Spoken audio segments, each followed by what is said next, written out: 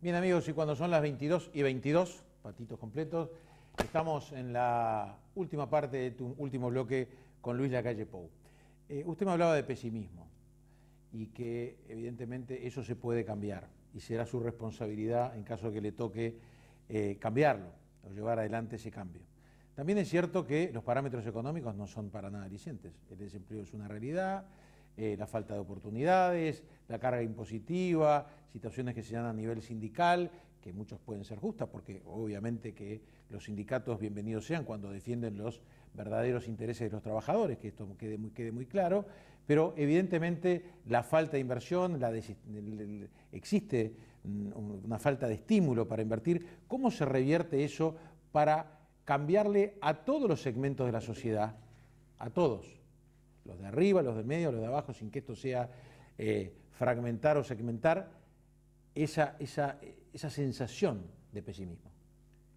Bueno, acabas de, en tu razonamiento, en tu pregunta, acabas de dar en el clavo, es a todos, ¿no? Y justicia es tratar desigual a los desiguales. Es el gran desafío que tiene el gobierno que viene por delante, es saber cuáles son las condiciones, cuáles son las fortalezas, cuáles son las debilidades de los distintos uruguayos a lo largo y ancho de todo el país. No es lo mismo las fortalezas y las debilidades de la costa de Maldonado que Cerro Chato en el medio del país. Entonces hay que tener muy presente cuáles son esas fortalezas. Primero, Uruguay no resiste más impuestos y no resiste más aumento de tarifas. Es más, el proceso de alguna manera que va cediendo la inversión es porque no da. Vamos a hablar de un almacén chico, de un comercio mediano o de un productor grande. Si no te dan los números, no invertís. Y ha habido una voracidad enorme por parte del Estado, que en estos años ha incrementado la base impositiva, ha recaudado más dinero, que no ha generado, entre otras cosas, desarrollo sostenible en el tiempo. Entonces, lo primero, sacarle las mochilas a la gente. El pequeño y mediano, sobre todo, ese está así, ese no puede más.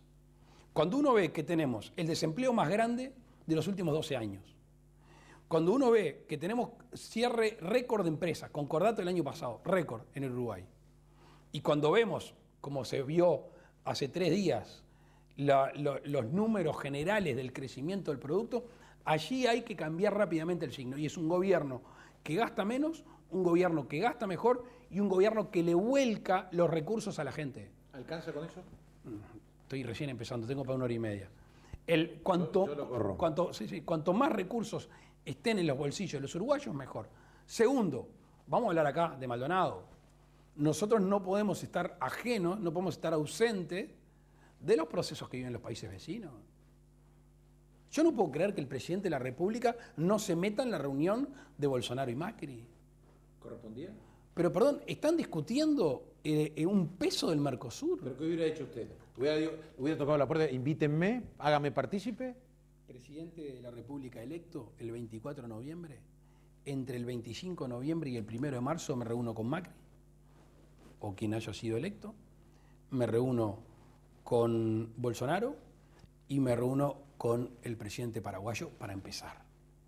Y te diría que me reúno con el presidente chileno y obviamente con algún presidente. Ya ahí, pero los presidentes del Mercosur tenemos que tener una sintonía, tenemos que saber que no podemos pegar esos saltos en la economía. ¿Por qué la costa de Maldonado, de Rocha y parte de Canelones se vio afectada? ¿Porque la gente hizo las cosas mal? ¿Porque no se preparó? No. Porque la relación de las distintas monedas con el dólar era tan dispar que no servía venir acá. Entonces, Argentina y Brasil están hablando de un peso en común, que no estoy de acuerdo. Ahora, sí tenemos que tratar de coordinar los techos y pisos de las monedas. No pueden fluctuar tanto, porque vos haces todo bien. Ponés un restaurante, invertís el dinero de tu familia, sacás un préstamo, le ponés cariño, conseguís un local, decís, vamos a hacer comida casera rica, y un día para el otro te salta el peso argentino, y no hay tu tía. Y ahí tiene que haber un gobierno que le diga al uruguayo o a la persona de Maldonado que está invirtiendo, quédese tranquilo, que yo no voy a dejar que pase eso. Yo voy a ir relojeando las economías, yo voy a ir a estar cercano a la economía de la región. Los países grandes mandan en eso. Entonces tenemos que tener buen vínculo, tenemos que estar presentes. Ahí uno cambia el sentido de la flecha, estar presente y no borrarse. Vázquez todavía no se reunió con Bolsonaro. Vázquez no tuvo una reunión formal, larga, con Bolsonaro. Macri y Bolsonaro están hablando de flexibilizar el Mercosur, el sueño del pibe. Lo venimos pidiendo hace cuánto. La decisión 32 del 2000. Hay que estar arriba. ¿Y dónde está el gobierno uruguayo? Entonces, fíjate que después de 15 años de gobierno del Frente Amplio, un acuerdo de libre comercio. Un acuerdo con Chile, que es apenas un grado más del acuerdo de complementación económica. Vamos a situarnos. ¿Qué pasó en el mundo estos años? El mundo hace 15 años, más o menos, era el centro de la economía, de las relaciones, y era el Atlántico Norte. Estados Unidos con el viejo continente. Eso ya no existe más. Cambió. Ahora es el Pacífico. Básicamente el Pacífico Norte, pero también el Pacífico Sur. Estados Unidos y los países asiáticos. Y todo el Pacífico americano firmó acuerdos de libre comercio con el Pacífico, con los otros países del Pacífico, con Asia. Y nosotros estamos acá en el Mercosur con los aguas chapoteando acá, viendo a ver qué pasa. Pagando 270 millones de dólares de aranceles, 250 de los cuales casi son del agro.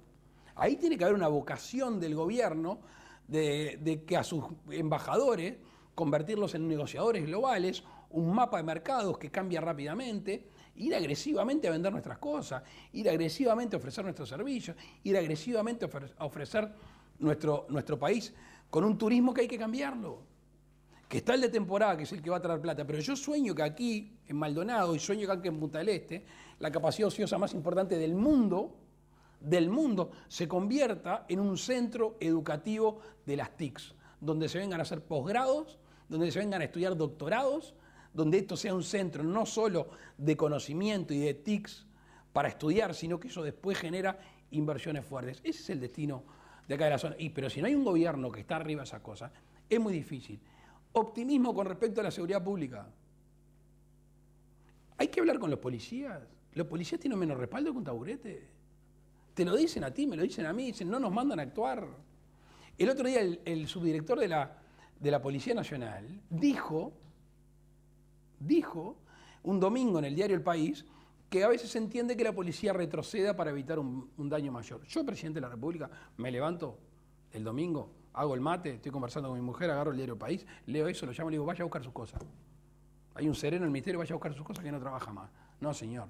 La policía no puede ir para atrás, la policía va para adelante. Ahora, ¿qué pasa cuando esa policía no es avalada por la propia justicia, en este caso por los fiscales? ¿Cómo que no es avalada? No, los fiscales, cuando, por ejemplo, hay cortes o hay determinadas acciones, no permite a la policía actuar. No, eso es un tema de la ocupación de los piquetes. Claramente la orden del Ejecutivo tiene que ser que no se interrumpen las calles, no se interrumpen el ingreso a ningún lugar. La libertad hay que protegerla. La libertad de manifestarse, la libertad de lo que sea. Pero la policía va a ir para adelante, no va a ir para atrás. Porque si la policía va a ir para atrás, lo que hay es impunidad. Lo que hay es algunos lugares de nuestro país donde manda la delincuencia. Y no solo la delincuencia, manda el narcotráfico. Me queda claro, bueno, se metió en el narcotráfico, me la metió al final y ahí me descoloca un poco la pregunta que quería hacer. Pero muchas veces se carga contra los ministros o contra los agentes policiales, pero está bien, Guillermo, no correcto, pero muchas veces, sí, pero el respaldo también no tiene que ser del sistema judicial. Hay que modificar algunas leyes, pero con las leyes que tenemos hoy, con el sistema judicial que tenemos hoy, si el gobierno respalda a la policía, no hay tutía, se asegura la paz.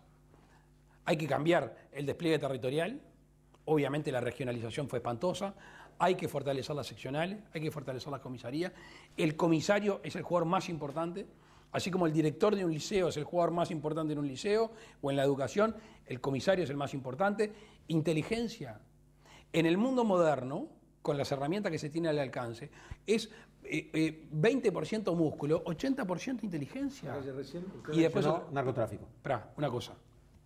Yo no sé si escuchaste el audio de un policía en un programa de radio de Montevideo bastante escuchado. Sí, cómo no. Cuando el hombre dice que él ya no se sube al ómnibus con el uniforme, que se pone un deportivo. Por el temor.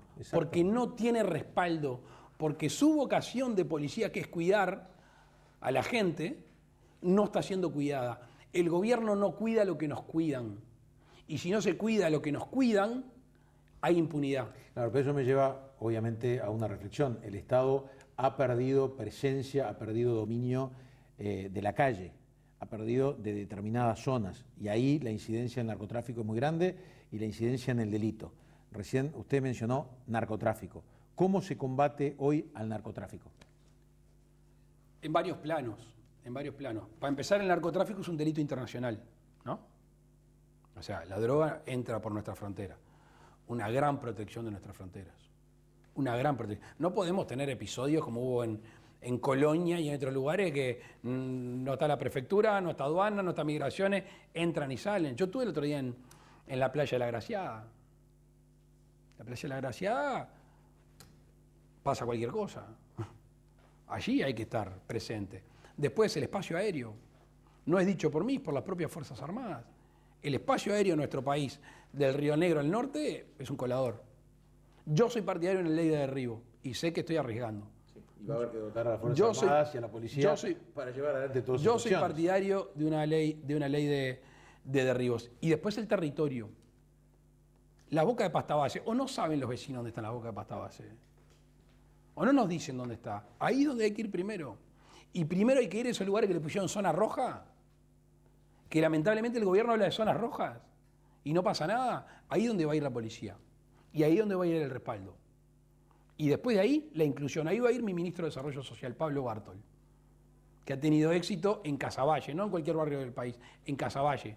Hoy ahí hay uruguayos que han ido a Los Pinos bajo el mando, el liderazgo de Pablo, y es gente que goza de una vida plena, una vida de excelencia, de trabajo, de sacrificio. Se puede, insisto, el Uruguay sale para adelante porque el uruguayo es metedor.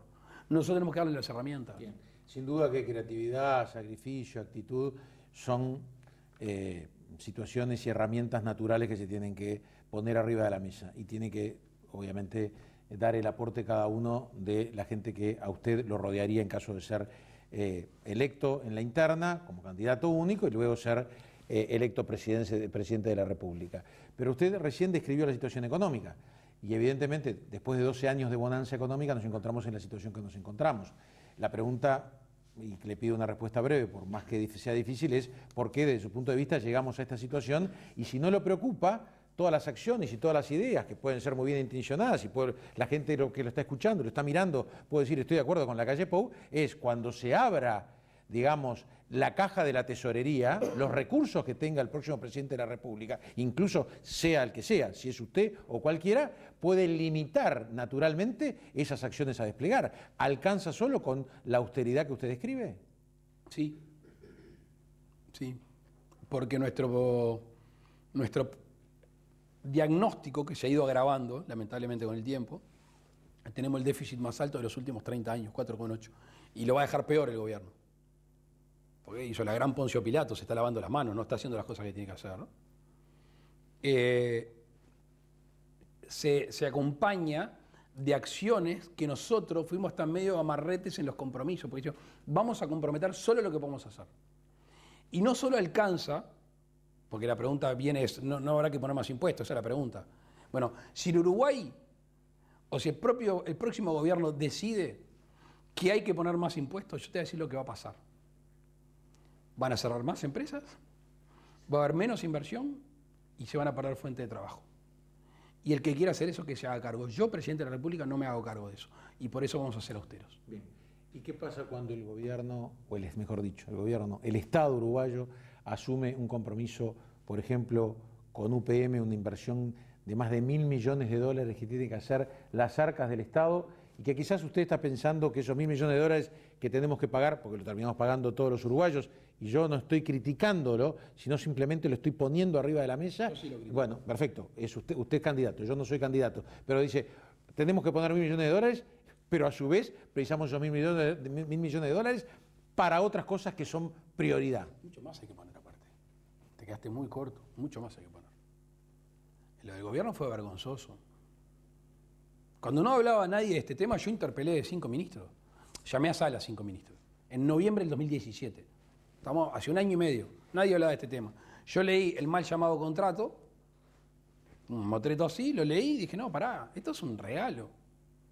32 obligaciones para el país, ninguna obligación para UPM. ¿Qué es esto? Empecé a leer un disparate. Dije, no, vamos a traer a sala 5 ministros. ¿Y sabes lo que pasó? ¿Sabes lo que pasó?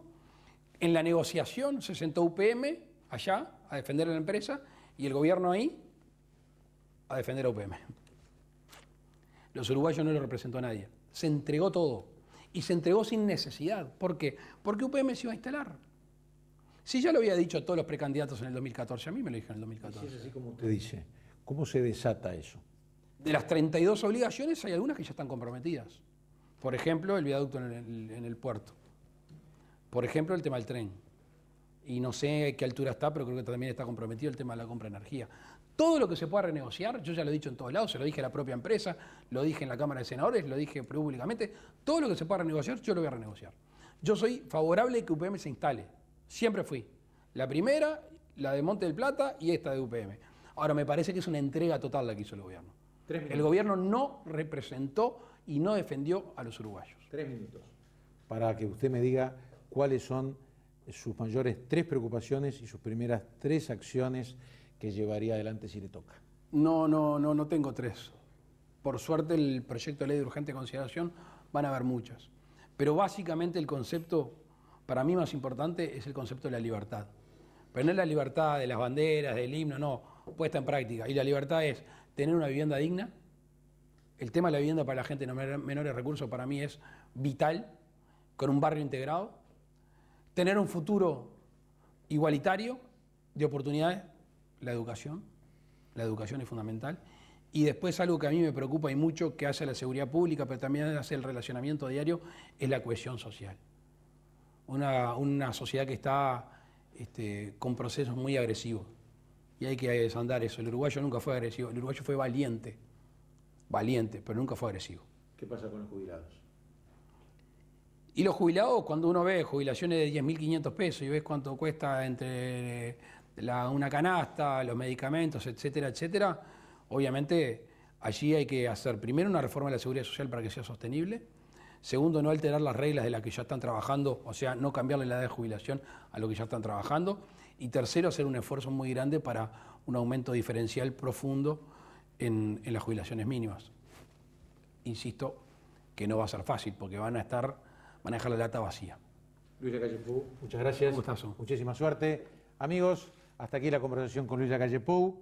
En el último bloque va a estar el dirigente justamente de Lacalle Pou, el líder de Unión y Cambio, Rodrigo Blas, para compartir justamente lo que fue fundamentalmente esta jornada de su candidato a Kemal Lanado. Ya venimos.